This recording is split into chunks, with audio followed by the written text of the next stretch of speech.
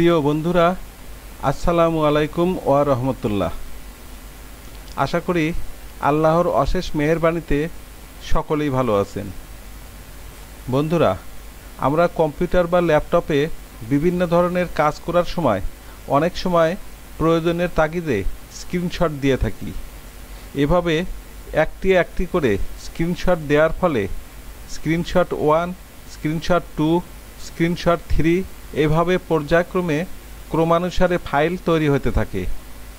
উদাহরণস্বরূপ যেমন দেখুন, আমি এখানে এই স্ক্রিনের উপর প্রথমে একটি স্ক্রিনশট দিলাম, এরপর এই স্ক্রিনের উপর আরও একটি স্ক্রিনশট দিলাম। এবার এই স্ক্রিনটি মিনিমাইজ করে রেখে এই দিস পিসিতে ডবল ক্লিক করার পর এই পিকচার ফোল্ডারের ভিতরে এই স্ক্রিনশট ফোল্ডারে প্রবেশ করুন এবং লক্ষ্য করে দেখুন যে দুটি স্ক্রিনশট দেওয়া হয়েছে সেগুলো ফাইলের নাম হয়েছে স্ক্রিনশট 8 এবং স্ক্রিনশট 9। স্ক্রিনশট 8 থেকে শুরু হয়েছে কারণ এর আগে আরও 7টি স্ক্রিনশট দেওয়া হয়েছিল, আর এরপর আরও যত স্ক্রিনশট দেওয়া হবে সেগুলোর ফাইল নেম একইভাবে ক্রমানুসারে 10, 11, 12 এভাবে তৈরি হতেই থাকবে। তবে আপনি যদি আপনার ইচ্ছা অনুযায়ী আবার নতুন করে স্ক্রিনশটগুলোর নাম স্ক্রিনশট 1, স্ক্রিনশট 2, স্ক্রিনশট 3 এইভাবে দিতে চান, সেক্ষেত্রে আগের স্ক্রিনশটগুলো সিস্টেম থেকে রিমুভ করে দিতে হবে। আর স্ক্রিনশট কিভাবে রিমুভ করা যায় সেই পদ্ধতি নিয়েই আজকের এই ভিডিওতে দেখতে পাবেন। আপনার ল্যাপটপ বা কম্পিউটার থেকে স্ক্রিনশট রিমুভ করার পদ্ধতি। আমি প্রথমে এখানে এই ফোল্ডার থেকে আগের স্ক্রিনশটগুলো মুছে দিয়ে এই উইন্ডোটি ক্লোজ করে দিলাম। এবার উক্ত কার্যক্রমটির জন্য প্রথমে আপনার ডেস্কটপের এই সার্চ বক্সে লিখুন রেজিস্ট্রি এডিটর। এখানে লক্ষ্য করে দেখুন রেজিস্ট্রি লেখার সাথে সাথে উপরের রেজিস্ট্রি এডিটর নামে একটি অপশান চলে এসেছে। এবার এই রেজিস্ট্রি এডিটর অপশানটি নির্বাচন করুন। অপশানটি নির্বাচন করার পর এই একটি উইন্ডো হাজির হবে যেখানে লেখা থাকবে do you want to allow this app make change to your device.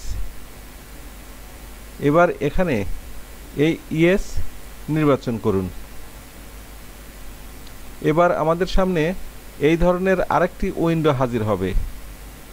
এবার এই উইন্ডোর বাম পাশ থেকে প্রথমে উপরের এই কম্পিউটার লেখার নিচের এই অপশানগুলোর মধ্য থেকে এই কি কারেন্ট ইউজার এর বাম পাশের এই গ্রেটার দেনের মতো যে চিহ্নটি দেখতে পাচ্ছেন সেই চিহ্নের উপর একটি ক্লিক করুন।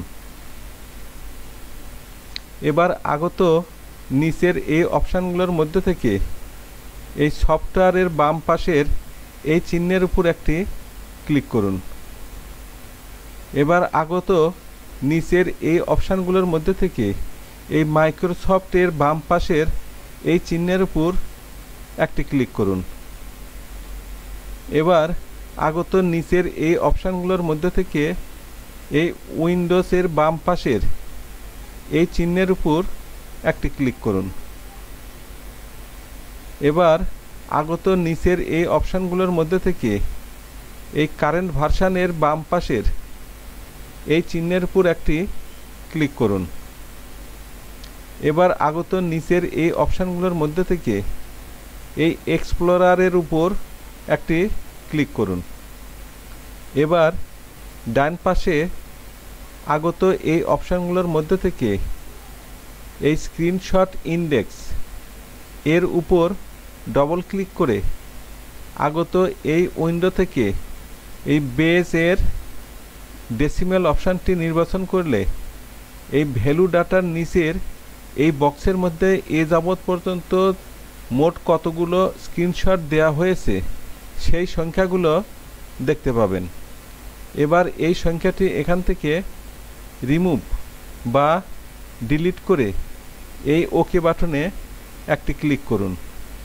মোট কথা সংখ্যাটি মুছে দিলেই নতুন করে স্ক্রিনশট 1 থেকে শুরু হবে।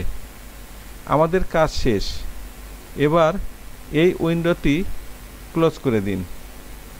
এবার এই ডিভাইসে এখন থেকে আমরা যদি স্ক্রিনশট দেই তাহলে সেটা নতুন করে স্ক্রিনশট 1 থেকে শুরু হবে। আমি এখানে ফলাফল যাচাই করার জন্য এই স্ক্রিনটির উপরে পরপর 2টি স্ক্রিনশট দিলাম।